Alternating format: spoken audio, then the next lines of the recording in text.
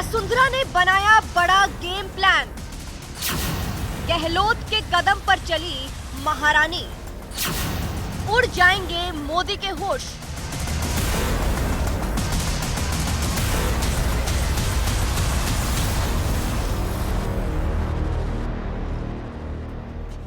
तो 2018 का वो वक्त आपको याद होगा जब कांग्रेस की स्थिति अभी की बीजेपी जैसी थी, जहां राजस्थान के बड़े चेहरे अशोक गहलोत को कांग्रेस सीएम नहीं बनाना चाहती थी। लेकिन कहा जाता है कि गहलोत ने ऐसा प्लान बनाया कि सब उनके पक्ष में हो गया और बाजी ऐसी पलटी कि गहलोत सीएम बन गए। अब वही स्थिति राजस्थान बीजेपी के बड़े चेहरे वसुंधरा राजे की है।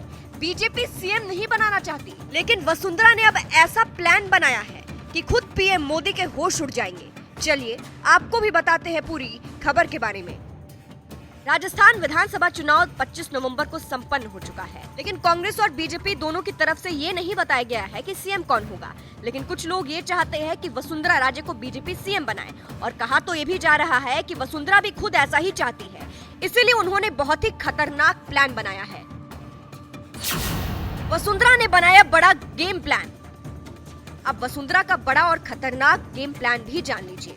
कुछ मीडिया रिपोर्ट्स में दावा किया जा रहा है कि क्योंकि बीजेपी वसुंधरा को सीएम बनाने की मूड में नहीं है, इसीलिए अब वसुंधरा ने ही प्लान बना लिया है। वसुंधरा का बड़ा गेम प्लान है बागी उम्मीदवार। जी हाँ, बीजेपी के बागी उम्मीदवार जो कि निर्दलीय चुनाव लड़ रहे हैं, वो वसुंधरा का गेम प्लान है। उनके सहारे राजे मोदी को डराना चाहती है, क्योंकि देखिए, एक तो प्रदेश की 5 दर्जन सीटों पर बागियों ने अपनी पार्टी के उम्मीदवारों की हालत खराब कर रखी है, और तो और बागियों को उनकी अपनी ही पार्टी के दिग्गजों का आशीर्वाद प्राप्त है, जैसे वसुंधरा राजे और उनके समर्थक। वसुंधरा के कुछ समर्थक ऐसे हैं जिनका टिकट बीजेपी ने काट दिया, तो वो निर्दलीय चुनाव लड़ने के लिए मैदान में उतर आए। इनमें कैलाश मेघवाल, भवानी सिंह राजावट, यूनुस खान, अनीता सिंह नगर, चंद्रपाल सिंह शामिल है।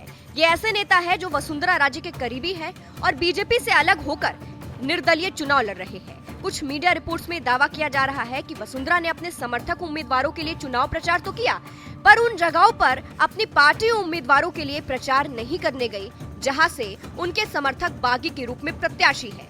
यानी वसुंधरा सीधे सीधे अपने समर्थकों का सपोर्ट कर रही है, लेकिन बीजेपी उम्मीदवारों के लिए प्रचार नहीं कर रही है।